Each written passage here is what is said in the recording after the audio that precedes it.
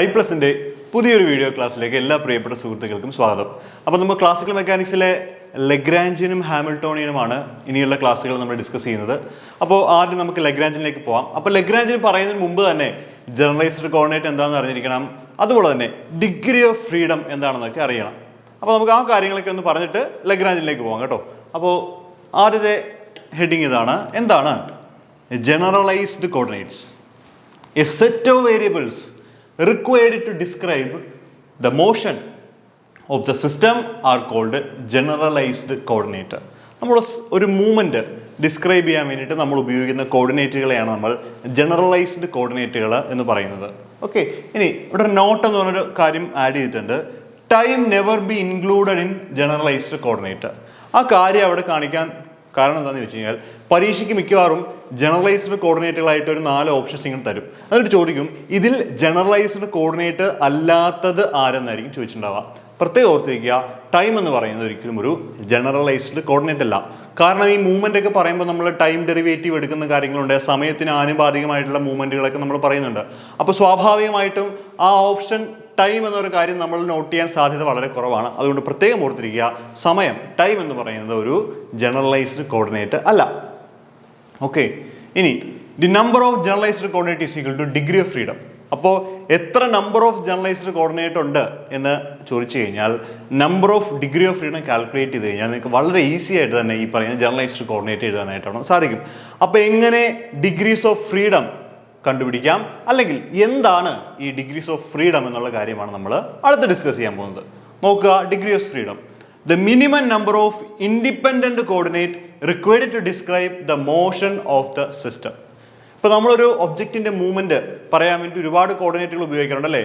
തീറ്റയിൽ വെച്ചുകൊണ്ട് പറയാറുണ്ട്, ഫൈയിൽ വെച്ച്, ഇപ്പോൾ സിലിണ്ടറിക്കൽ പോളാർ കോർഡിനേറ്റിലാണെങ്കിൽ ഫൈയിൽ വെച്ച് പറയാം, ഇസഡിൽ വെച്ച് പറയാം, റോ വെച്ച് പറയാം. ഇനി സ്ഫെരിക്കൽ പോളാർ കോർഡിനേറ്റിൽ വന്നു കഴിഞ്ഞാൽ ആറും തീറ്റയും ഫൈയിലും ബേസിസിൽ നമുക്ക് ഈ പറയുന്ന അതിൻ്റെ മൂവ്മെന്റ് ഡിസ്ക്രൈബ് ചെയ്യാം. സാധാരണ കാർട്ടീഷ്യൻ കോർഡിനേറ്റുകളാണെങ്കിൽ ആ കാർട്ടീഷ്യൻ കോർഡിനേറ്റിലെ എക്സിൻ്റെയും വൈൻ്റെയും ഇസഡിൻ്റെ ബേസിസിൽ നമുക്ക് പറയാം. പക്ഷേ പരസ്പരം ഡിപ്പെൻഡ് അല്ലാത്ത നമ്പർ ഓഫ് കോർഡിനേറ്റുകളെയാണ് ഒരു സിസ്റ്റത്തിൻ്റെ മൂവ്മെൻറ്റ് പറയാൻ വേണ്ടിയിട്ട് ഇൻഡിപെൻഡൻ്റ് ആയിട്ട് എത്ര കോർഡിനേറ്റുകളുണ്ടോ അതിനെയാണ് നമ്മൾ അതിൻ്റെ ഡിഗ്രീസ് ഓഫ് ഫ്രീഡം എന്ന് പറയുന്നത്. ചില സമയങ്ങളിലെ ഈ പറയുന്ന പൊസിഷൻ വെക്ടർ ആറും അവിടുത്തെ ആംഗിൾ തീറ്റയും തമ്മിൽ പരസ്പരം എന്തെങ്കിലും ഒരു ബന്ധം വരാം. അങ്ങനെ ബന്ധം വരികയാണെങ്കിൽ നമുക്ക് അതിനെ ഒഴിവാക്കാം. അതിന് നമുക്ക് ഡിഗ്രീസ് ഓഫ് ഫ്രീഡം എന്ന് പറയാൻ പറ്റില്ല. കാരണം പരസ്പരം ഡിപ്പെൻഡ് ചെയ്ത് നിൽക്കുന്ന ആളുകളായിരിക്കും. 6 മാറുമ്പോൾ തീറ്റയ്ക്ക് ചേഞ്ച് ഉണ്ടാവുക, അല്ലെങ്കിൽ 5 മാറുമ്പോൾ തീറ്റയ്ക്ക് ചേഞ്ച് ഉണ്ടാവുക. അങ്ങനെ ഡിപ്പെൻഡൻസ് വന്നു കഴിഞ്ഞാൽ ഈ പറയുന്ന ആളുകളെയൊക്കെ നമുക്ക് ഒഴിവാക്കേണ്ടി വരും. സോ അവയെ ഡിഗ്രീസ് ഓഫ് ഫ്രീഡം ആയിട്ട് കണക്ക് കൂട്ടാനായിട്ട് നമുക്ക് സാധിക്കുകയില്ല. അപ്പോൾ എന്താണ് degrees of freedom? The minimum number of independent coordinate required to describe motion of the system. എന്താണ്? The minimum number of independent coordinates required to describe the motion of a system. ഇതിനെയാണ് നമ്മൾ ഡിഗ്രീസ് ഓഫ് ഫ്രീഡം എന്ന് പറയുന്നത്. അപ്പോൾ എങ്ങനെ ഈ degrees of freedom calculate ചെയ്യാമെന്ന് ചോദിച്ചു കഴിഞ്ഞാൽ ഒരു ഇക്വേഷൻ ഉണ്ട്. ആ ഇക്വേഷൻ അറിഞ്ഞിരുന്നെങ്കിൽ നിങ്ങൾക്ക് ഏതൊരു ഒബ്ജക്റ്റ് തന്നു കഴിഞ്ഞാലും അല്ലെങ്കിൽ ഏതൊരു സിസ്റ്റം തന്നു കഴിഞ്ഞാലും ആ സിസ്റ്റത്തിൻ്റെ കറക്റ്റ് ആയിട്ടുള്ള ഡിഗ്രീസ് ഓഫ് ഫ്രീഡം കാൽക്കുലേറ്റ് ചെയ്യാനായിട്ട് സാധിക്കും. അപ്പോൾ ഇവിടെ നിങ്ങൾ നോക്കിയേ, degrees of freedom is equal to dn minus C. എന്താണ്? dn minus C. അങ്ങനെ തന്നെ പഠിക്കണം. എന്താണ്? dn minus C, dn minus C, എല്ലാം ക്യാപിറ്റൽ ലെറ്റർ ആണ്. അപ്പോൾ എന്താണ് d, എന്താണ് n, എന്താണ് c എന്നുള്ളതും അറിഞ്ഞിരിക്കണം. ഇവിടെ d എന്ന് വെച്ച് കഴിഞ്ഞാൽ ഡയമെൻഷൻ ആണ്, ഡയമെൻഷൻ. ഓക്കെ, ഇനി n എന്ന് വെച്ച് കഴിഞ്ഞാൽ നമ്പർ ഓഫ് പാർട്ടിക്കിൾസ്. എന്താണ്? Number of particles. Then c എന്ന് വെച്ചാൽ കൺസ്ട്രെയിൻറ്റുകളാണ്, കൺസ്ട്രെയിൻസ്. ഓക്കെ, അപ്പോൾ ഈ കൺസ്ട്രെയിൻസ് എന്താണെന്ന് അറിയണം അല്ലേ? കൺസ്ട്രെയിൻസ് എന്ന് വെച്ച് കഴിഞ്ഞാൽ ഈ നമ്മുടെ ഒബ്ജക്റ്റിൻ്റെ മൂവ്മെൻറ്റിനെ ഏതെങ്കിലും ഒരു പർട്ടിക്കുലർ റേഞ്ചിൽ ലിമിറ്റ് ചെയ്യുന്ന എന്തിനാണോ അതിനെയാണ് നമ്മൾ കൺസ്ട്രെയിൻറ്റുകൾ എന്ന് പറയുന്നത്. ബീഡ്സ് ഓഫ് അബാക്കസ് ഒരു ബെസ്റ്റ് എക്സാമ്പിളാണ്. നമ്മുടെ ഈ സ്ലേറ്റിലൊക്കെ കുട്ടികൾ ഉപയോഗിക്കുന്ന സ്ലേറ്റില്ലേ, കുറേ മുത്തുകളൊക്കെയുള്ള സ്ലേറ്റ്, എന്നിട്ട് അതൊരു ഒരു ചെറിയ ഒരു കമ്പി മേലിങ് ഇങ്ങനെ മൂവബിൾ ആണ്, പല കളറിലുള്ളത്. എന്നിട്ട് ഈ കളർ അനുസരിച്ചിട്ട് ഇങ്ങനെ മൂവ് ചെയ്യും. പക്ഷേ മൂവ്മെൻറ്റ് റെസ്ട്രിക്റ്റഡ് ആണ്. എവിടെ റെസ്ട്രിക്റ്റഡ് ആണ്? ആ ഒരു 1 ഡയമെൻഷണൽ റെസ്ട്രിക്റ്റഡ് ആണ്. ആ ഒരു റോഡിൽ മാത്രം ഈ ബീഡ്സുകൾ മൂവ് ചെയ്യാൻ പറ്റുള്ളൂ. അപ്പോൾ ബീഡ്സ് ഓഫ് അബാക്കസ് എന്ന് പറയുന്നത് കൺസ്ട്രെയിൻസിന് ഒരു എക്സാമ്പിൾ ആണ്. ഇനി വേറൊരു കാര്യം വേണേൽ പറയാം, സിമ്പിൾ പെൻഡുലം. ഈ സിമ്പിൾ പെൻഡുലം എന്ന് പറയുന്നത് ഒരു റോപ്പിൽ കെട്ടിയിട്ടിരിക്കുകയാണ് അല്ലേ? റോപ്പിൽ കെട്ടിയിട്ടിരിക്കുകയാണ്. അപ്പോൾ ഈ റോപ്പ് എന്ന് പറയുന്നത് കൺസ്ട്രെയിൻ്റ് ആണ്. ഈ റോപ്പ് വിട്ടിട്ട് അവന് വേറൊരു തലത്തിലേക്ക് പോകാനായിട്ട് ഒരിക്കലും സാധിക്കുകയില്ല. അപ്പം നമ്മൾ പറയും അവിടെ ഒരു കൺസ്ട്രെയിൻ്റ് ഉണ്ട് എന്ന് പറയും. പിന്നെ ചില സമയങ്ങളിൽ ഒരു പർട്ടിക്കുലർ ആംഗിൾ തീറ്റയിൽ കൺസ്ട്രെയിൻറ്റ് ചെയ്ത് വയ്ക്കും. ആ തീറ്റ വിട്ടിട്ട് അവർക്ക് അങ്ങോട്ടും ഇങ്ങോട്ടും മൂവ് ചെയ്യാൻ പറ്റില്ല. ഈ മോളിക്യൂളുകൾ ഇപ്പോൾ H2O മോളിക്യൂൾ അല്ലെങ്കിൽ CO2 മോളിക്യൂളൊക്കെ എടുക്കുമ്പോൾ ഇതുപോലെ ആംഗിളിൽ ഇവരെ കൺസ്ട്രെയിൻ ചെയ്യുന്നുണ്ട്. ഓക്കെ, അപ്പോൾ ജിയോമെട്രിക്കൽ മൂവ്മെന്റിനെ റെസ്ട്രിക്ട് ചെയ്യുന്ന എന്തിനാണോ അതിനെയാണ് നമ്മൾ ക്ലാസിക്കൽ മെക്കാനിക്സിലെ കൺസ്ട്രെയിൻറ്റുകൾ എന്ന് പറയുന്നത്. മനസ്സിൽ വരണം, ബീറ്റ്സ് ഓഫ് അബാക്കസ് ഒരു എക്സാമ്പിളാണ്. ഓക്കെ, അപ്പോൾ ഡിഗ്രീസ് ഓഫ് ഫ്രീഡം കണ്ടുപിടിക്കുമ്പോഴും ഈ കൺസ്ട്രെയിൻറ്റുകൾ വളരെ ഇമ്പോർട്ടൻ്റ് ആണ്. So degrees of freedom is equal to dn - c എന്നാണ് നമ്മൾ പറയുന്നത്. d എന്ന് പറയുന്നത് നമ്മുടെ ഡയമെൻഷൻ ആണ്, n എന്ന് പറഞ്ഞു കഴിഞ്ഞാൽ number of particles and c is the constraints. ഒരു കൺസ്ട്രെയിൻ്റ് ആവില്ല, ചിലപ്പം പല കൺസ്ട്രെയിൻറ്റുകൾ അതിൻ്റെ അകത്ത് ഉണ്ടാവാം. അപ്പോൾ എത്ര കൺസ്ട്രെയിൻ്റ് ഉണ്ടെന്ന് നമുക്ക് ആ സിസ്റ്റം കിട്ടിയാൽ മാത്രമേ പറയാനായിരിക്കും സാധിക്കുകയുള്ളൂ.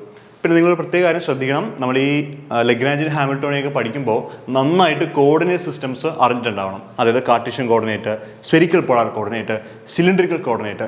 കാരണം എന്താണെന്ന് ചോദിച്ചു കഴിഞ്ഞാൽ ഈ ലഗ്രാഞ്ചിനും ഹാമിൽട്ടോണിനും ഓർഡിനറി വേയിൽ നമ്മൾ ചെയ്യാനാണെങ്കിൽ ഒത്തിരി കാര്യങ്ങൾ ചെയ്യേണ്ടി വരും. അപ്പോൾ ഈ കോർഡിനേറ്റുകൾ വളരെ നന്നായിട്ട് അറിയാവുന്ന ഒരാളാണെങ്കിൽ കുറച്ച് ട്രിക്കുകൾ ഞാൻ നിങ്ങൾക്ക് പറഞ്ഞു തരാം. ആ ട്രിക്കുകൾ ഉപയോഗിച്ച് സെക്കൻഡുകൾ കൊണ്ട് നമുക്ക് ലഗ്രാഞ്ചിനും ഹാമിൽട്ടോണിനും ഒക്കെ എഴുതാനായിട്ട് സാധിക്കും. ഓക്കെ, അപ്പോൾ നമുക്ക് ഈ കൺസ്ട്രെയിൻറ്റുകളെ ഈ ഡിഗ്രീസ് ഓഫ് ഫ്രീഡത്തിൻ്റെ 3-4 എക്സാമ്പിൾസ് ചെയ്ത് നോക്കാം കേട്ടോ. അപ്പോൾ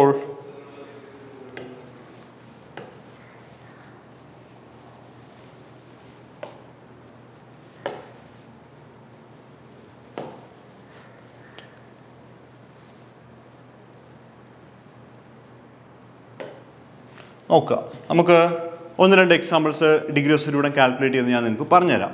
നിങ്ങളുടെ കയ്യിൽ ഒരു 3 ഡയമെൻഷണൽ സ്പേസ് ഉണ്ട്. കോർഡിനേറ്റുകൾ റെപ്രസെൻ്റ് ചെയ്യാൻ നമുക്ക് ഏതൊക്കെയാണ്? എക്സ് കോർഡിനേറ്റ്, വൈ കോർഡിനേറ്റ്, അതുപോലെ തന്നെ ഇസഡ് കോർഡിനേറ്റ്. ഓക്കെ ആണ്. ദാ ഇവിടെ ഒരു എം മാസുള്ളൊരു ഒബ്ജക്റ്റ് ഇവിടെ ഇരിക്കുന്നുണ്ട്. എം മാസുള്ളൊരു ഒബ്ജക്റ്റ്. എന്താണ്? എം മാസുള്ളൊരു ഒബ്ജക്റ്റ്. എക്സ് ഉണ്ട്, വൈ ഉണ്ട്, ഇസഡ് ഉണ്ട്, അല്ലേ? ഒരു 3 ഡയമെൻഷണൽ സ്പേസിൽ ഈ പറയുന്നൊരു പോയിന്റിനെ റെപ്രസെൻ്റ് ചെയ്യണമെങ്കിൽ എക്സ് കോർഡിനേറ്റ് വേണം, വൈ കോർഡിനേറ്റ് വേണം, ഇസഡ് കോർഡിനേറ്റ് നമുക്ക് ആവശ്യമാണ്. ക്ലിയർ അല്ലേ? അപ്പോൾ ഇവിടുത്തെ നമ്പർ ഓഫ് പാർട്ടിക്കിൾസ് എന്താ? n = 1 ആണ്. ഡയമെൻഷൻ എത്രയാണ്? 3 ആണ്. ശരിയല്ലേ? ഇവിടെ കൺസ്ട്രെയിൻ്റ് ഉണ്ടോ? ഇല്ല, കൺസ്ട്രെയിൻറ്റ് 0 ആണ്, അല്ലേ? ഈ ലൈൻ ഇട്ടിരിക്കുന്നതിൻ്റെ പൊസിഷൻ വെക്ടർ ആണെന്നേ ഉള്ളൂ, അല്ലാതെ ഒരിക്കലും ഒരു റോഡോ മറ്റൊന്നും കൊണ്ട് ബന്ധിപ്പിച്ചിട്ടില്ല. ഫ്രീ ആയിട്ട് ഇപ്പോൾ ഇവിടെ നിൽക്കുന്ന ഒരു പാർട്ടിക്കിളാണ് നിങ്ങൾ മനസ്സിൽ വിചാരിച്ചാൽ മതി. X coordinate, Y coordinate, Z coordinate ഉണ്ട്. സോ അങ്ങനെയാണെങ്കിൽ നമ്മുടെ ഡിഗ്രീസ് ഓഫ് ഫ്രീഡം ഞാൻ DOF എന്ന് ഷോർട്ട് ഫോമിൽ എഴുതുകയാണ്. DOF എന്ന് വെച്ചാൽ degrees of freedom is equal to dn - c എന്ന് എഴുതാം. ശരിയല്ലേ? അപ്പോൾ ഡയമെൻഷൻ എന്ന് പറഞ്ഞു കഴിഞ്ഞാൽ 3 ആണ്, അല്ലേ? നമ്പർ ഓഫ് പാർട്ടിക്കിൾസ് എന്ന് പറയുന്നത് 1 ആണ്. കോൺസ്ട്രെയിൻറ്റുകളുടെ എണ്ണം 0 ആണ്. അപ്പോൾ അങ്ങനെയാണെങ്കിൽ എത്ര കിട്ടി? 3 കിട്ടിയല്ലോ. അപ്പോൾ ഡിഗ്രീസ് ഓഫ് ഫ്രീഡം എന്ന് പറഞ്ഞു കഴിഞ്ഞാൽ എത്രയാണ്? 3 ആണ്. ക്ലിയർ ആയി? കണ്ടോ, ഇങ്ങനെയാണ് ഡിഗ്രീസ് ഓഫ് ഫ്രീഡം കണ്ടുപിടിക്കുന്നത്. dn - c. ഇതൊരു എക്സാമ്പിൾ. അടുത്തൊരു എക്സാമ്പിൾ ചെയ്യാം. കുറച്ചധികം എക്സാമ്പിൾ ചെയ്ത് കഴിഞ്ഞാൽ നമുക്ക് കുറേ കൂടി ക്ലിയർ ആവും ഈ സാധനം. അപ്പോൾ ഇതൊരു കോർഡിനേറ്റ്. ഇവിടെ M1 എന്ന് പറയുന്ന ഒരു ഒബ്ജക്റ്റ് ഇരിക്കുന്നുണ്ട്, അല്ലേ? സോ x1, y1, z1 ആണ് ഇവിടുത്തെ പോയിന്റുകൾ. ദെൻ ഇവിടെ മറ്റൊരു കോർഡിനേറ്റ് സിസ്റ്റം ഇരിക്കുന്നുണ്ട്. ഇവിടെ M2 എന്ന് പറഞ്ഞൊരു ഒബ്ജക്റ്റ് ഇരിക്കുന്നുണ്ട്. M2, x2, y2, z2 വെച്ചിട്ടാണ് നമ്മൾ റെപ്രസെൻ്റ് ചെയ്യുന്നത്. ഇനി ഇവരെ തമ്മിൽ പരസ്പരം ബന്ധിപ്പിച്ചിട്ടുണ്ട്, അല്ലേ? ഇവർ തമ്മിൽ പരസ്പരം ബന്ധിപ്പിച്ചിട്ടുണ്ട് വിത്ത് ഡിസ്റ്റൻസ് d. ഓക്കെ ആണല്ലോ? സോ അങ്ങനെയാണെങ്കിൽ ഇവിടുത്തെ ഡിഗ്രീസ് ഓഫ് ഫ്രീഡം കണ്ടുപിടിക്കണം. അപ്പോൾ ആദ്യം തന്നെ DOF degrees of freedom is equal to എന്താണ്? d × n - c എന്ന് പറഞ്ഞ ഇക്വേഷൻ അങ്ങോട്ട് എഴുതി വയ്ക്കുക, അല്ലേ? ഡയമെൻഷൻ എത്ര ഡയമെൻഷൻ ആയത്? ഇത് 3 ഡയമെൻഷൻ അല്ലേ? അല്ലേ? അപ്പോൾ നമുക്ക് d = 3 ഡയമെൻഷൻ ആണ്, കാരണം എക്സും വൈയും ഇസഡും ഉണ്ട്. നമ്പർ ഓഫ് പാർട്ടിക്കിൾസ് എത്രയാണ്? = 2. ശരിയല്ലേ? നമ്പർ ഓഫ് പാർട്ടിക്കിൾസ് എത്രയാണ്? 2 എന്ന് കൊടുക്കാം. ശരിയല്ലേ? ഇനി കൺസ്ട്രെയിൻ്റ് എത്രയാണ്? 1, അല്ലേ? കൺസ്ട്രെയിൻ്റ് എത്രയാണ്? 1 ആണ്. അങ്ങനെയാണെങ്കിൽ ഇക്വേഷനിലേക്ക് സബ്സ്റ്റിറ്റ്യൂട്ട് ചെയ്യാമല്ലോ. d and c 3 × 2 - 1 = 6 - 1 = 5 എന്ന് എഴുതാം. കണ്ടോ, ഈ കൺസ്ട്രെയിൻ്റ് എന്തുകൊണ്ടാണ് 1 എന്ന് എഴുതിയത്? ഈ 2 ആളുകളെ ഒരു റോഡ് ഉപയോഗിച്ച് ഇങ്ങനെ ബന്ധിപ്പിച്ചിരിക്കുകയാണ് പരസ്പരം. അപ്പം മൂവ്മെന്റ് വരികയാണെങ്കിൽ 2 പേർക്ക് ഒരുമിച്ച് മൂവ് ചെയ്യാൻ പറ്റുള്ളൂ. ഒന്ന് കറങ്ങാൻ ശ്രമിച്ചു കഴിഞ്ഞാൽ 2 പേർക്ക് ഒരുമിച്ച് കറങ്ങാൻ പറ്റുള്ളൂ. ട്രാൻസ്ലേഷൻ പറഞ്ഞു കഴിഞ്ഞാൽ 2 പേർക്ക് ഒരുമിച്ച് സാധിക്കുള്ളൂ. ക്ലിയർ അല്ലേ? അപ്പോൾ അവിടെ കൺസ്ട്രെയിൻറ്റ് എന്ന് പറയുന്നത് 1 ഉണ്ട്. സോ ഡിഗ്രീസ് ഓഫ് ഫ്രീഡം എത്രയാണ്? 5 അവിടുത്തെ ഡിഗ്രീസ് ഓഫ് ഫ്രീഡം എന്ന് പറയുന്നത്. ക്ലിയർ ആണല്ലോ? ഓക്കെ. ദെൻ വേറെയും എക്സാമ്പിൾസുകൾ നമുക്ക് നോക്കണം. ഒരു എക്സാമ്പിൾ കൂടി കാണിച്ചു തരാം.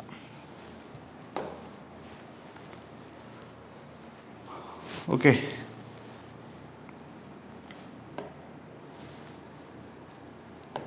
CO2 മോളിക്യൂൾസ്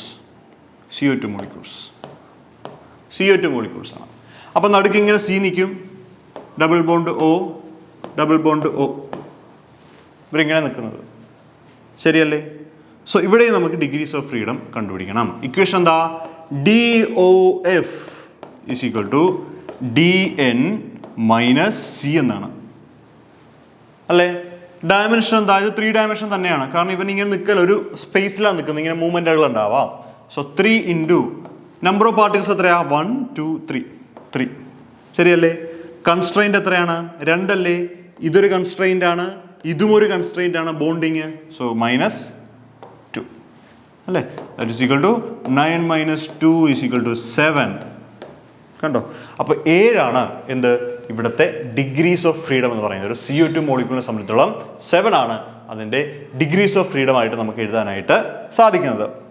ഇനി ഒരു H2O മോളിക്യൂൾ എടുത്ത് നോക്കിയാലോ? ഇനി നമുക്ക് H2, ഇതൊക്കെ കോമൺ എക്സാമ്പിൾസ് ആണ് കേട്ടോ.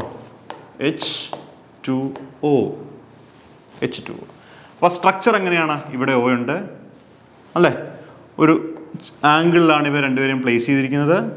101.4 ഡിഗ്രി. കണ്ടോ? അപ്പോൾ ഇവിടെ O ഉണ്ട്, ഇവിടെ H, ഇവിടെ H അല്ലേ? അപ്പോൾ എന്ത് ചെയ്യുക? ആദ്യം തന്നെ നിങ്ങൾ ഈ പറയുന്ന ഡിഗ്രീസ് ഓഫ് ഫ്രീഡത്തിൻ്റെ ഇക്വേഷൻ അങ്ങ് എഴുതി വയ്ക്കുക. DN - C. ശരിയല്ലേ? സോ ഇവിടുത്തെ ഡയമെൻഷൻ എത്രയാണ്? 3 ഡയമെൻഷൻ. നമ്പർ ഓഫ് പാർട്ടിക്കിൾസ് എത്രയാണ്? 3. കൺസ്ട്രെയിൻറ്റ് എത്രയാണ്? 3. 3 വന്നത്. അതെങ്ങനെയാണ് 3 വരുന്നത്? ഇവിടെ ഒരെണ്ണമുണ്ട്, ഇവിടെ ഒരെണ്ണമുണ്ട്, ഇവിടെയും ഒരെണ്ണമുണ്ട്. കാരണം ഈ 101.4 ഡിഗ്രി എന്ന് പറയുന്ന ആംഗിൾ വിട്ടിട്ട് ഈ പറയുന്ന Hന് വേറെ ഡയമെൻഷനിലേക്ക് പോകാനൊന്നും പറ്റില്ല. അപ്പോൾ അതൊരു കൺസ്ട്രെയിൻ്റ് ആണ്. അപ്പോൾ ഇവിടെ 2 ബോണ്ടിങ്ങുള്ള 2 കൺസ്ട്രെയിനും ഒപ്പം ഈ പറയുന്ന ആംഗിളും ഒരു കൺസ്ട്രെയിൻ്റ് ആയിട്ട് ആക്ട് ചെയ്യും. ടോട്ടൽ കൺസ്ട്രെയിൻറ്റുകളുടെ എണ്ണം 3 ആവുകയും ചെയ്യുന്നു. ശേഷം നമ്മൾ ഈ DOFൻ്റെ ഇക്വേഷനിൽ DN - C സബ്സ്റ്റിറ്റ്യൂട്ട് ചെയ്ത് കഴിഞ്ഞാൽ 3 × 3 - 3 and which is equal to 6. കണ്ടോ? 6.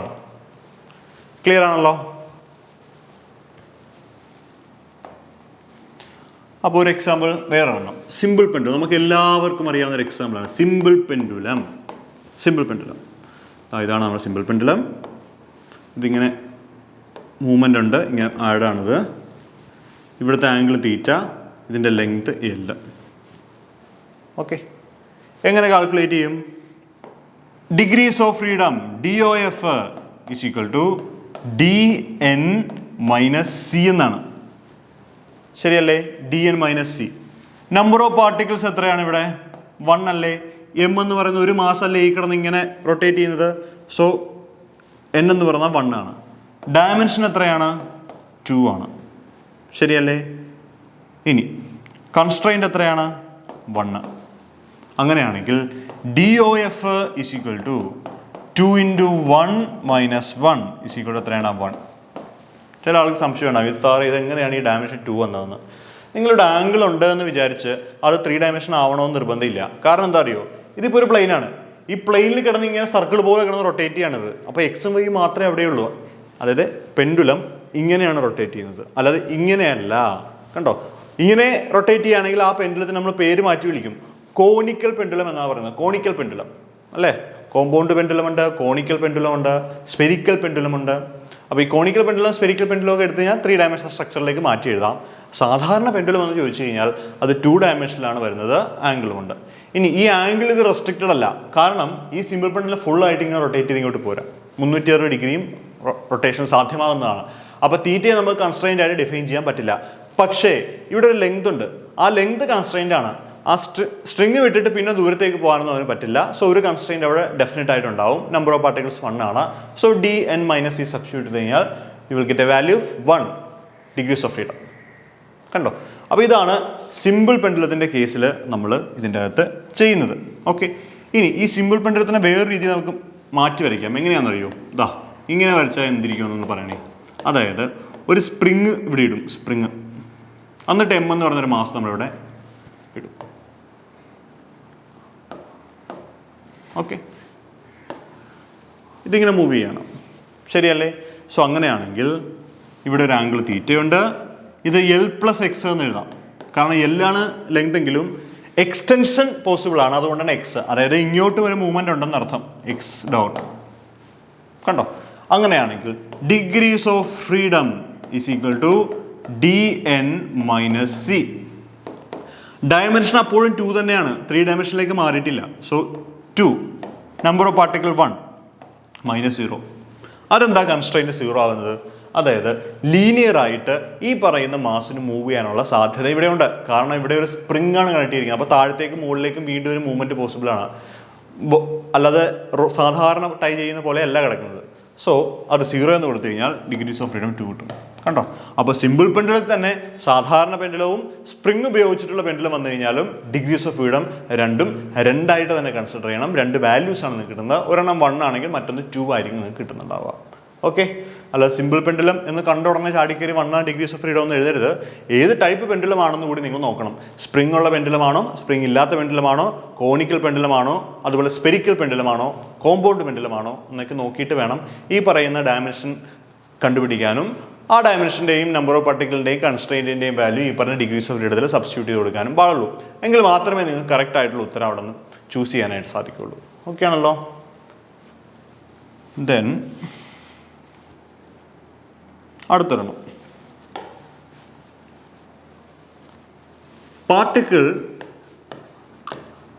Particle moving on a spherical ball. Spherical ball, ഇതാണ് നിങ്ങൾ സ്ഫെറിക്കൽ ബോൾ. കണ്ടോ? ഈ സ്ഫെറിക്കൽ ബോളിൻ്റെ റേഡിയസിന് നമുക്ക് A എന്നോ R എന്നോ ഒക്കെ കൊടുക്കാം, കുഴപ്പമൊന്നുമില്ല. ഇതിൻ്റെ മേളിൽ കൂടി ഒരു ഒബ്ജക്റ്റ് കിടന്ന് ഇങ്ങനെ റൊട്ടേറ്റ് ചെയ്യുന്നുണ്ട്, മൂവ് ചെയ്യുന്നുണ്ട്, പുറമേ കിടന്ന് ഇങ്ങനെ മൂവ് ചെയ്യണം. അതെങ്ങനെ വേണേലും ആവാം, ഇങ്ങനെ മൂവ് ചെയ്യാം, ഇങ്ങനെ മൂവ് ചെയ്യാം, ഏത് ഡയമെൻഷനിൽ വേണമെങ്കിലും അതിന് മൂവ് ചെയ്യാനായിട്ട് സാധിക്കും. അങ്ങനെയാണെങ്കിൽ ഇവിടുത്തെ ഡിഗ്രീസ് ഓഫ് ഫ്രീഡം DOF എന്ന് പറഞ്ഞു കഴിഞ്ഞാൽ dn - c എന്നാണ്, ശരിയല്ലേ? അപ്പോൾ ഇവിടുത്തെ ഡയമെൻഷൻ എത്രയാണ്? 3 ഡയമെൻഷൻ. നമ്പർ ഓഫ് പാർട്ടിക്കിൾസ് എത്രയാണ്? 1. ഇനി ഇവിടെയുള്ള കൺസ്ട്രെയിൻറ്റ് എത്രയാണ്? 1 അല്ലേ? കാരണം ഇതിൻ്റെ പുറമേ കിടന്നാണ് ഇവ റൊട്ടേറ്റ് ചെയ്യുന്നത്. ഇങ്ങനെ റൊട്ടേറ്റ് ചെയ്യാം, ഇങ്ങനെ റൊട്ടേറ്റ് ചെയ്യാം, ഏത് ആംഗിളും റൊട്ടേറ്റ് ചെയ്യാം. പക്ഷേ ഈ റേഡിയസ് വിട്ട് അവന് പുറത്തേക്ക് പോകാനായിട്ട് സാധിക്കുകയില്ല. സോ ഒരു കൺസ്ട്രെയിൻ്റ് ആണുള്ളത് 1. സോ 3 - 1 = 2 ആണ് ഇവിടുത്തെ ഡിഗ്രീസ് ഓഫ് ഫ്രീഡം. കണ്ടോ? അപ്പോൾ ഏതൊരു ഒബ്ജക്റ്റ് വന്നു കഴിഞ്ഞാലും ആ ഒബ്ജക്റ്റിൻ്റെ ഡിഗ്രീസ് ഓഫ് ഫ്രീഡം കണ്ടുപിടിക്കാനായിട്ട് നിങ്ങളിങ്ങനെ അറിഞ്ഞിട്ടുണ്ടാവണം.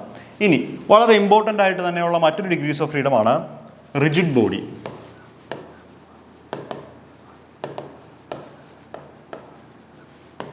Rigid body.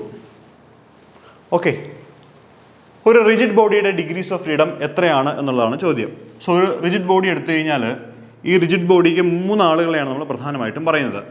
ഒന്ന് എക്സ്, മറ്റൊന്ന് വൈ, മറ്റൊന്ന് ഇസഡ്. അതുപോലെ തന്നെ തീറ്റ, ഫൈ, സൈ. ഓക്കെ, ഓയിലർ ആംഗിളുകളാണ് ഈ പറയുന്ന തീറ്റയും ഫൈയും സൈയും നമ്മളത് പഠിക്കുന്നുണ്ട്. ദെൻ എക്സും വൈയും ഇസഡ് എന്ന് പറയുന്നത് സാധാരണ കോർഡിനേറ്റ്സ് തന്നെയാണ്. അങ്ങനെയാണെങ്കിൽ ഇതിന് 3 ട്രാൻസ്ലേഷൻ പ്ലസ് 3 റൊട്ടേഷൻസ് പോസിബിൾ ആണ്. അതായത് 6 ഡിഗ്രീസ് ഓഫ് ഫ്രീഡം ഉണ്ടെന്നാണ് എൻ്റെ അർത്ഥം. ഓക്കെ, അതായത് ഒരു റിജിഡ് ബോഡി എടുത്തു കഴിഞ്ഞാൽ റിജിഡ് ബോഡിക്ക് 3 ട്രാൻസ്ലേഷൻ, എക്സിൽ മൂവ് ചെയ്യാം, വൈയിൽ മൂവ് ചെയ്യാം, ഇസഡിൽ മൂവ് ചെയ്യാം. അതോടൊപ്പം തന്നെ 3 ഓയിലർ ആംഗിളുകളിലും ഈ ആളുകൾക്ക് മൂവ് ചെയ്യാൻ സാധിക്കും. അതാണ് ഈ പറയുന്ന തീറ്റ, ഫൈ, സൈ എന്ന് പറയുന്നത്. അപ്പോൾ ഇവരെ 3 പേരെയും കൂടി കൂട്ടിക്കഴിഞ്ഞാൽ അതിന് നമുക്ക് ഡിഗ്രീസ് ഓഫ് ഫ്രീഡം എന്ന് വേണമെങ്കിൽ പറയാം. സോ ഒരു റിജിഡ് ബോഡി എടുത്തു കഴിഞ്ഞാൽ ഈ റിജിഡ് ബോഡിയുടെ ഡിഗ്രീസ് ഓഫ് ഫ്രീഡം എന്ന് പറഞ്ഞു കഴിഞ്ഞാൽ എത്രയാണ്? 6 ആണ്. ഇനി വേറൊരു സ്പെഷ്യൽ കേസ് ഉണ്ട്. ഈ റിജിഡ് ബോഡി ഒരു പ്ലെയിനിലേക്ക് റെസ്ട്രിക്റ്റഡ് ആയി കഴിഞ്ഞാൽ അതിൻ്റെ ഡിഗ്രീസ് ഓഫ് ഫ്രീഡം 5 ആയിട്ട് കുറയും. അതെങ്ങനെയാണ് 5 ആയിട്ട് കുറയുന്നത്? നിങ്ങളൊരു പ്ലെയിനിലൂടെയാണ് ഒരു ഒബ്ജക്റ്റ്, റിജിഡ് ഒബ്ജക്റ്റ് മൂവ് ചെയ്യുന്നതെങ്കിൽ അവിടെ എക്സ് ഉണ്ട്, വൈ ഉണ്ട്, പക്ഷെ അവിടെ എന്തില്ല?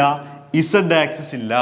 3 ഡയമെൻഷൻ സ്പേസിലേക്ക് മാറിയാൽ മാത്രമേ നമുക്ക് റിജിഡ് ബോഡി ആണെങ്കിലും മറ്റേത് ഒബ്ജക്റ്റ് ആണെങ്കിലും നമുക്കൊരു എക്സും വൈയും ഇസഡും എടുക്കാൻ പറ്റുള്ളൂ. പ്ലെയിനിലേക്ക് റെസ്ട്രിക്റ്റഡ് ആയി കഴിഞ്ഞാൽ എക്സും വൈയും മാത്രമേ ഉള്ളൂ. അതായത് 2 ട്രാൻസ്ലേഷനും 3 റൊട്ടേഷനുമാണ് അവിടെ പോസിബിൾ. സോ നമുക്കപ്പോൾ പറയാം rigid body in a plane degrees of freedom എന്ന് പറയുന്നത് 5 ആണ്. ഓക്കെ, അപ്പം ഇത്രയാണ് ഡിഗ്രീസ് ഓഫ് ഫ്രീഡവുമായിട്ട് റിലേറ്റ് ചെയ്ത് നിൽക്കുന്ന കാര്യങ്ങൾ.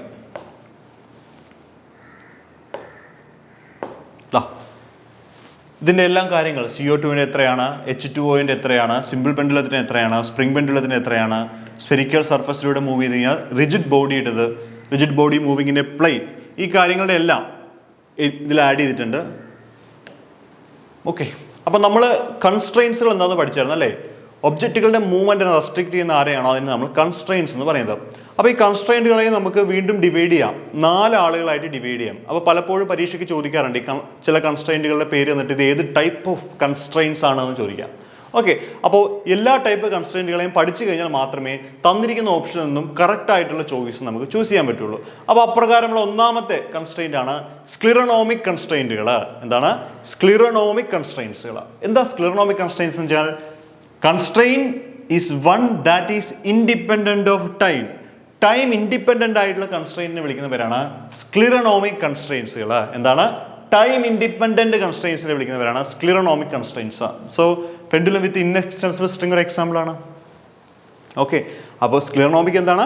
Time independent. എക്സാമ്പിൾ എന്താണ്? Pendulum with inextensible string. അടുത്ത് നോക്കിയാലോ, rheonomic constraints. The constraint which depend on time is called rheonomic constraints. അപ്പോൾ സ്ക്ലിറോണോമിക് കൺസ്ട്രെയിൻസും അതുപോലെ റിയണോമിക് കൺസ്ട്രെയിൻസും ഒന്ന് ടൈമിന് ഇൻഡിപെൻഡൻ്റ് ആണെങ്കിൽ അടുത്തത് എന്താ? ടൈമിന് ഡിപ്പെൻഡ് ആണ്. കണ്ടോ? അപ്പോൾ the constraint which depend on time is called rheonomic constraints. Example pendulum with extensible string എന്നാണ്. തൊട്ട് മുമ്പ് പറഞ്ഞത് ഇൻഎക്സ്റ്റെൻസിബിൾ എന്നാണെങ്കിൽ അടുത്തത് റിയണോമിക് കൺസ്ട്രെയിൻസ് എന്ന് വെച്ചാൽ ടൈമിൻ്റെ ഡിപ്പെൻഡൻസും പറയണം, അതോടൊപ്പം തന്നെ എന്ത് പറയണം? പെൻഡുലം വിത്ത് ഇൻഎക്സ്റ്റെൻസിബിൾ സ്ട്രിംഗ് എന്നും പറയണം എക്സാമ്പിളായിട്ട്. ഇനി 2 ആളുകളെ കൂടി പഠിച്ചു കഴിഞ്ഞാൽ അതിൻ്റെ ക്ലാസിഫിക്കേഷൻ നമുക്ക് കഴിയും. ഹോളോണോമിക് കൺസ്ട്രെയിൻസും അതുപോലെ തന്നെ നോൺ ഹോളോണോമിക് കൺസ്ട്രെയിൻസും. ഹോളോണോമിക് എന്ന് പറഞ്ഞു കഴിഞ്ഞാൽ F of R1 R2 XNT = 0 എന്ന് പറയുന്ന ഫോർമാറ്റിലാണ് നിലനിൽക്കുന്നതെങ്കിൽ അതിന് നമ്മൾ ഹോളോണോമിക് കൺസ്ട്രെയിൻസ് എന്ന് പറയുന്നു. സോ അതിൻ്റെ ഡെഫിനിഷൻ തന്നെ ഇത് തന്നെയാണ്. ഈ പറയുന്ന ഫംഗ്ഷൻ R1 R2 XNT എന്ന് പറയുന്ന ഫോർമാറ്റ് =0 ഫോർമാറ്റിൽ എക്സ്പ്രസ് ചെയ്യാൻ പറ്റുന്നുണ്ടെങ്കിൽ അവയെല്ലാം നമുക്ക് ഹോളോണോമിക് കൺസ്ട്രെയിൻസുകൾ എന്ന് വിളിക്കാം. പ്രത്യേകതകൾ നോക്കിക്കഴിഞ്ഞാൽ അറിയാം, വെലോസിറ്റി ഇൻഡിപെൻഡൻ്റ് ആയിരിക്കും. അതുപോലെ തന്നെ ഇതിനെ ഇൻറ്റഗ്രബിൾ കൺസ്ട്രെയിൻസ് എന്ന് വിളിക്കുന്നുണ്ട്. പരീക്ഷ ചോദിക്കാം, ഇൻറ്റഗ്രബിൾ കൺസ്ട്രെയിൻസ് എന്ന് വിളിക്കുന്ന കൺസ്ട്രെയിൻറ്റ് ഏതാണ്? ഹോളോണോമിക് കൺസ്ട്രെയിൻറ്റുകളാണ്. കണ്ടോ? ഇനി നോൺ ഹോളോണോമിക് കൺസ്ട്രെയിൻസ്, നേരത്തെ തന്ന അതേ ഫോർമാറ്റ് നോട്ട് ഈക്വൽ ടു 0 എന്നാണ് വരുന്നതെങ്കിൽ അതിനെയാണ് നമ്മൾ നോൺ ഹോളോണോമിക് കൺസ്ട്രെയിൻറ്റുകൾ എന്ന് വിളിക്കുന്നത്. സ്വാഭാവികമായിട്ട് ഇത് വെലോസിറ്റി ഡിപ്പെൻഡൻസ് ഉണ്ടാവും. ഇത് നോൺ ഇൻറ്റഗ്രബിൾ കൺസ്ട്രെയിൻസ് എന്നാണ് അറിയപ്പെടുന്നത്. കണ്ടോ? അപ്പോൾ 4 കൺസ്ട്രെയിൻസുകളുള്ളത് സ്ക്ലിറോണോമിക്, റിയണോമിക്, അതുപോലെ തന്നെ ഹോളോണോമിക്കും നോൺ ഹോളോണോമിക്കും. ഒരെണ്ണം ടൈം ഡിപ്പെൻഡൻസിന്, 2 ടൈം ഡിപ്പെൻഡൻസിനെയും ഇൻഡിപെൻഡൻസിനെയും കുറിച്ച് പറയുമ്പോൾ മറ്റ് 2 ആളുകൾ വെലോസിറ്റി ഡിപ്പെൻഡൻസിനെ കുറിച്ചും വെലോസിറ്റി ഇൻഡിപെൻഡൻസ് എന്ന് പറയുന്ന കാര്യത്തെക്കുറിച്ചുമാണ് സംസാരിക്കുന്നത്. ഓക്കെ, ദെൻ ഇവിടെ 2 ബോക്സിലായിട്ട് കാര്യങ്ങളുണ്ട്. സിസ്റ്റവും അതുപോലെ തന്നെ ടൈപ്പ് ഓഫ് കൺസ്ട്രെയിൻസിനെയും കുറിച്ചാണ് പറയുന്നത്. സോ നമ്മൾ റിജിഡ് ബോഡി എടുക്കുകയാണെങ്കിൽ അത് സ്ക്ലിറോണോമിക് കൺസ്ട്രെയിൻ്റ് ആണ്. അതുപോലെ തന്നെ ഹോളോണോമിക് ബൈലാറ്ററൽ കൺസ്ട്രെയിൻസും ഫോളോ ചെയ്യുന്ന ആളുകളാണ്. ഇനി നമുക്ക് ഓരോ നോക്കാം. ഇപ്പോൾ സിമ്പിൾ പെൻഡുലം വിത്ത് റിജിഡ് സപ്പോർട്ട് നോക്കിയേ, സ്ക്ലിറോണോമിക് ആണ്, ഹോളോണോമിക് ആണ്, അതുപോലെ തന്നെ കൺസർവേറ്റീവ് ആണ്. കണ്ടോ? ഇത് ഭയങ്കര ഇമ്പോർട്ടൻ്റ് ആട്ടോ. വേരിയബിൾ ലെങ്ത് ആണെങ്കിൽ rheonomic, holonomic, bilateral and dissipative, energy dissipative എന്ന അർത്ഥം. കണ്ടോ? റോളിംഗ് വിത്തൗട്ട് സ്ലൈഡിങ് എന്താണ്? നോൺ ഹോളോണോമിക് ആണ്. കണ്ടോ? അപ്പം അങ്ങനെ പരീക്ഷയ്ക്ക് ചോദിക്കാം, ഒരു ഒബ്ജക്റ്റിൻ്റെ മൂവ്മെൻറ്റ് തന്നിട്ട് ആ മൂവ്മെൻറ്റ് സ്ക്ലിറോണോമിക് ആണോ, റിയണോമിക് ആണോ, ഹോളോണോമിക് ആണോ, നോൺ ഹോളോണോമിക് ആണോ, കൺസർവേറ്റീവ് ആണോ എന്നൊക്കെ ചോദിക്കാം. അപ്പോൾ നിങ്ങൾ ഈ പറയുന്ന 4 ഡിവിഷനും നന്നായിട്ട് പഠിച്ച ശേഷം ഈ ടേബിൾ കൂടി വളരെ ഇമ്പോർട്ടൻ്റ് ആയിട്ട് പഠിക്കണം. കാരണം ഏതൊരു മൂവ്മെൻറ്റ് ചോദിച്ചു കഴിഞ്ഞാലും ഈ ഒരു ടേബിൾ അറിയാമെങ്കിൽ നമുക്ക് എഴുതാൻ പറ്റും. കാരണം ജനറലൈസ് ചെയ്തിട്ട് കുറച്ച് മൂവ്മെൻറ്റുകളാണ്. ഇപ്പോൾ റോളിങ്, സ്ലൈഡിങ് എന്ന് പറയുന്ന മൂവ്മെൻറ്റുകളുണ്ട്. ആ മൂവ്മെൻറ്റുകളുടെ എല്ലാം ആയിട്ടുള്ള പ്രത്യേകതകൾ, അത് കൺസർവേറ്റീവ് ആണോ, നോൺ കൺസർവേറ്റീവ് ആണോ, ബൈലാറ്ററൽ ആണോ, ഹോളോണോമിക് ആണോ, നോൺ ഹോളോണോമിക് ആണോ, സ്ക്ലിറോണോമിക് ആണോ റിയനോമിക് ആണോ എന്ന് ബോക്സിൻ്റെ രണ്ടാമത്തെ കോളത്തിൽ മാർക്ക് ചെയ്തിട്ടുണ്ട്. അപ്പോൾ വളരെ കറക്റ്റായിട്ട് തന്നെ പഠിച്ചിരിക്കണം. ഈ പറയുന്ന റോളിംഗ് വിത്തൗട്ട് സ്ലൈഡിംഗ് ഒക്കെ വളരെ ഇമ്പോർട്ടൻ്റ് ആണ്. നോൺ ഹോളോണോമിക് ആണെന്നുള്ളത് മിക്കവാറും ഈ മൾട്ടിപ്പിൾ ചോയ്സ് പരീക്ഷയ്ക്ക് ചോദിക്കാറുള്ള റോളിംഗ് വിത്തൗട്ട് സ്ലൈഡിംഗ് എന്ന് പറയുന്നത് ഹോളോണോമിക് ആണോ നോൺ ഹോളോണോമിക് ആണോ സ്ക്ലിറോണോമിക് ആണോ റിയനോമിക് ആണോ എന്ന്. അപ്പോൾ ഈ ടേബിൾ അറിയാമെങ്കിൽ വളരെ കൃത്യമായിട്ട് എഴുതാം. അതൊരു നോൺ ഹോളോണോമിക് കൺസ്ട്രെയിൻറ്റിന് എക്സാമ്പിളാണ്. ഓക്കെ. പിന്നെ ഈ കൺസർവേറ്റീവും നോൺ കൺസർവേറ്റീവും വരുന്നത് പാത്ത് ഡിപ്പെൻഡ് ആയിട്ടുള്ള മൂവ്മെൻറ്റ് കൺസർവേറ്റീവ് നോൺ കൺസർവേറ്റീവും മറ്റത് കൺസർവേറ്റീവുമായിട്ടാണ് നമ്മൾ പറയുന്നത്. ഓക്കെ.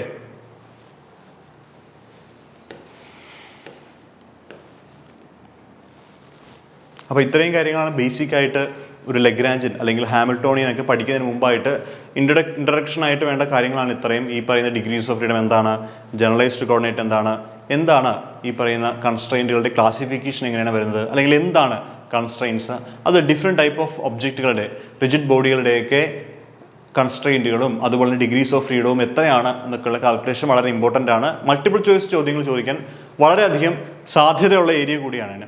ഇനിയിപ്പോൾ നമുക്ക് സംസാരിക്കാനുള്ളത് ലഗ്രാഞ്ചിനെ കുറിച്ചും അതുപോലെ തന്നെ ഹാമിൽട്ടോണിയനെ കുറിച്ചിട്ടാണ്. ലഗ്രാഞ്ചിനെ ഹാമിൽട്ടോണിയൻ എന്ന് പറയുന്നത് ടോട്ടൽ എനർജി കാൽക്കുലേഷന് വേണ്ടിയിട്ടാണ് നമ്മൾ ലഗ്രാഞ്ചിനും ഹാമിൽട്ടോണിയും സാധാരണ രീതിയിൽ ഉപയോഗിക്കുന്നത്. അപ്പോൾ ഇത്രയും കാര്യങ്ങൾ മുമ്പ് പഠിച്ച കാര്യങ്ങളൊക്കെ നിങ്ങൾ നന്നായിട്ട് തന്നെ നോക്കുക. അപ്പോൾ അടുത്തൊരു സെക്ഷനിൽ നമുക്ക് ഈ പറയുന്ന ലഗ്രാഞ്ചിനും ഹാമിൽട്ടോണിയനുമായിട്ട് വീണ്ടും കാണാം. Thank you.